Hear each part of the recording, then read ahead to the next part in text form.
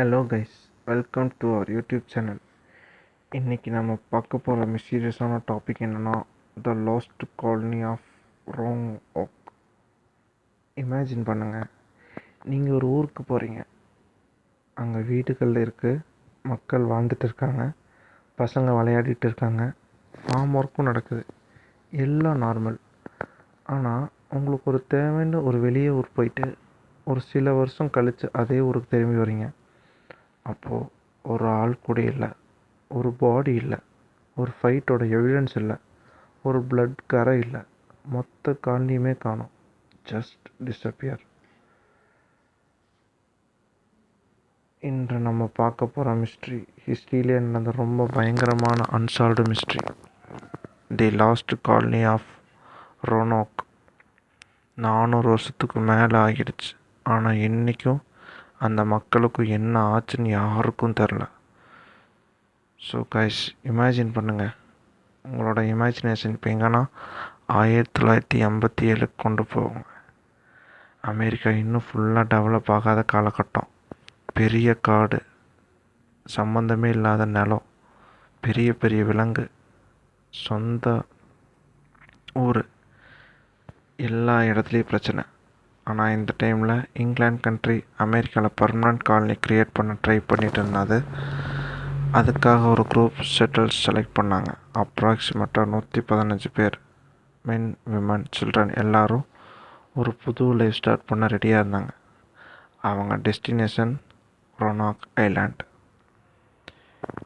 இன்றைக்கி north Carolina ஏரியாவில் journey ஈஸியாக இல்லை.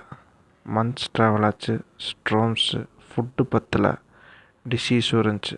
ஆனால் ஃபைனலி காலனி ரீச் பண்ணாங்க. இனிஷியல் டேஸில் எல்லாமே நார்மலாக இருந்துச்சு. சின்ன வீடு கட்டி அவங்களுக்கும் தேவையான சாப்பாடை விவசாயம் பண்ணி லைஃப் செட்டில்ட் ஆகிற மாதிரியான ஒரு சுச்சுவேஷனை உருவாக்கி எந்த ஒரு ப்ராப்ளம் இல்லாமல் இருந்தாங்க.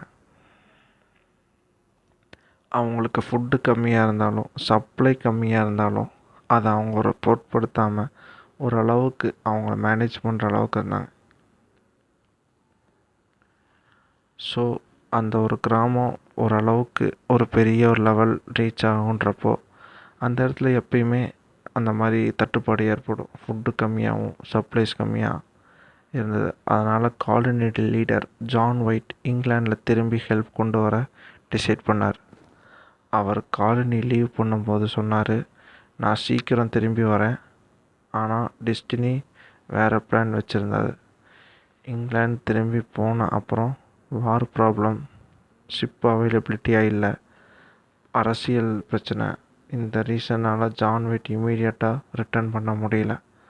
1 மாதம் இல்லை, 1 வருஷம் இல்லை, மொத்தம் 3 வருஷம். 3 வருஷம் கழித்து தான் அவர் ரொனாக்கு திரும்பி வந்தார். அவர் மனசில் எக்ஸைட்மெண்ட், ஃபேமிலியை பார்க்கணும், காலனி எப்படி இருக்குன்னு பார்க்கணுன்னு ஆசை. ஆனால் ஐலாண்ட் ரீச் ஆன உடனே அவருக்கு ரொம்ப பெரிய ஷாக். எப்படின்னா மொத்தமாக ஷாக்காகி நிற்கிறாரு. அவர் பார்க்குற விஷுவல் எல்லாமே கண்ணை நம்பக்கூடியதா இல்லையா அப்படின்ற அளவுக்கு. ஏன்னா அந்த காலனி சுற்றி ஒன்றுமே இல்லை, எந்த ஒரு சவுண்டு இல்லை, எந்த ஒரு மக்கள் இல்லை, எந்த ஒரு குழந்தை இல்லை, எந்த ஒரு குடும்பமும் இல்லை, நோபடி. அப்படியே அமைதியாக இருக்குது இந்த ஐலாண்டு. அந்த மொத்தம் அங்கே ஒரு ஃபாரஸ்ட் சவுண்டு மட்டும். அவர் ஃபஸ்ட்டு நினச்சது மேபி அட்டாக் நடந்திருக்கும். ஆனால் ஸ்ட்ரேஞ்சான விஷயம், பேட்டில் சைனும் இல்லை, டெட் பாடிஸும் இல்லை, பேர்ன் மார்க்ஸும் இல்லை, வைலன்ஸும் இல்லை, எவ்ரி திங் நீட்டாக இருந்துச்சு. ஆனால் பீப்புள் மட்டும் டிஸப்பியர். அது எப்படி அப்படின்னு சொல்லி அவர் சர்ச் பண்ணும்போது ஒரே ஒரு க்ளூ கிடச்சிது.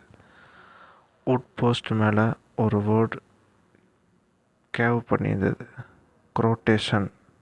இன்னொரு இடத்துல க்ரோ அப்படின்னு. முதல் வேர்ட்ஸ் கம்ப்ளீட் பண்ணாமல் இருந்தது. ஜான் ஒயிட் கன்ஃபியூஸாக இருந்தார். குரோப்டன்னா என்ன? அது நியர்பை ஐலாண்டோட பேரா இல்லை நேட்டிவ் ட்ரைப் பேர் கூட அவர் நினச்சார். மேபி செட்டிலர்ஸ் அங்கே மூவ் ஆகியிருக்கலாம்.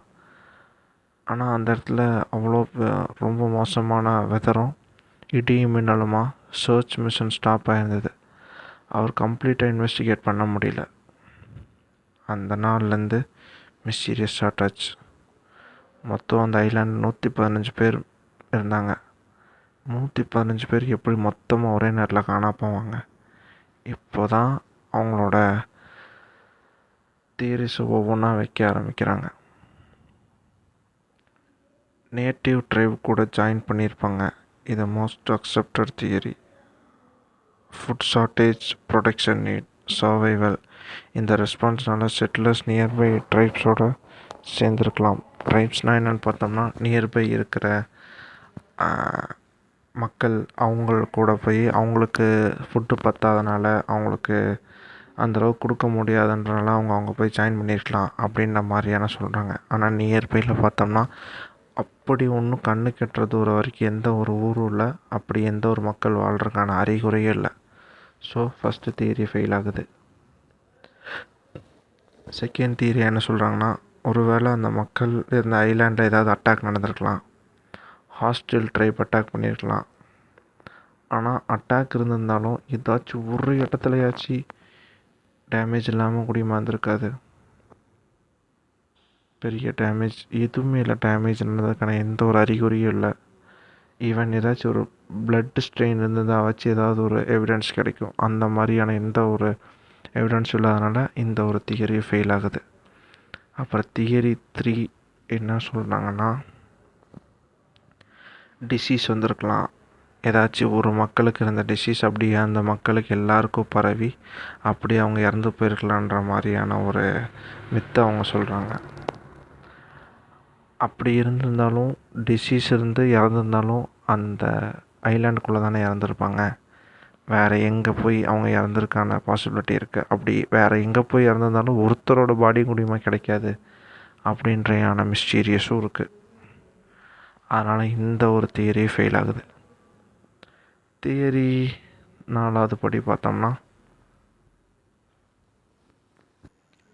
ஸ்பானிஷ் அட்டாக் நடந்திருக்கலான்னு சொல்கிறாங்க. அந்த பீரியடில் ஸ்பெயினும் இங்கிலாண்டும் இனிமையாக இருந்தப்போ ஸ்பானிஷ் மொத்தமாக ஃபோர்ஸை திரண்டிட்டு அந்த ஒரு ஐலாண்டில் இருக்கிற எல்லா மக்களையும் கொண்டிருக்கலாம், எவிடன்ஸே இல்லாமல்னு சொல்கிறாங்க.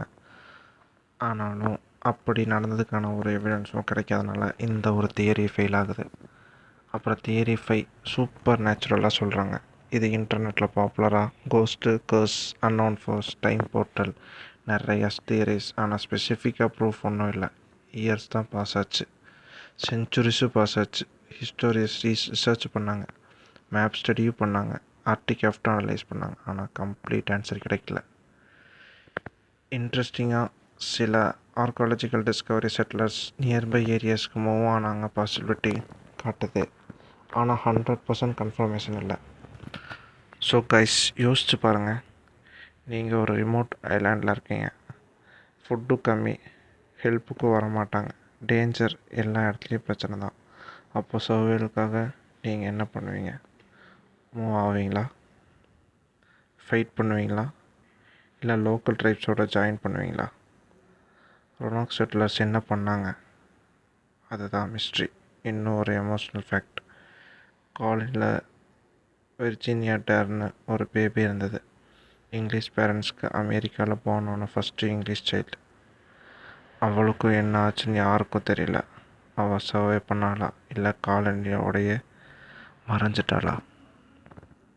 எந்த ஒரு ஆன்சரும் இல்லை. 400 வருஷம் மேலே ஆகியும் ஆனால் இந்த ஐலாண்ட் மிஸ்ட்ரி இன்றைக்கும் விளைவாக தான் இருக்குது. சில மிஸ்ட்ரியில் சால்வ் ஆகும், சில மிஸ்டீரியஸ் க்ளூ கிடைக்கும். ஆனால் சில மிஸ்ட்ரிஸ் ரொனாக் மாதிரி கேள்விகள் மட்டும் விட்டுட்டு போகும். 115 பேர் எங்கே போனாங்க? குரோட்டன் வேர்டு மீனிங் என்னாச்சு? காலனி உண்மையிலே என்ன ஆச்சு? இந்த கேள்விகள் டெஃபினைட் ஆன்சர் இன்றைக்கும் இல்லை. அதனால தான் the lost colony of Roanoke ஹிஸ்ட்ரியிலே கிரேட்டஸ்ட் அன்சால்வ்டு மிஸ்ட்ரி இல்லை ஒன்றா இருக்குது. நீங்கள் என்ன நம்புறீங்க? செட்டிலர்ஸ் ட்ரைவ் கூட ஜாயின் ஆனாங்களா, இல்லை வேறு ஏதாவது நடந்துச்சா? உங்களோட தியரியை கமெண்டில் சொல்லுங்கள். இந்த மாதிரி இன்னும் நிறையா லைஃப் மிஸ்ட்ரி பார்க்கணுன்னா சேனலை சப்ஸ்கிரைப் பண்ணுங்கள். அடுத்த மிஸ்ட்ரியோட மறுபடியும் சந்திக்கிற வரை, until then, stay curious, stay mysterious. Thank you.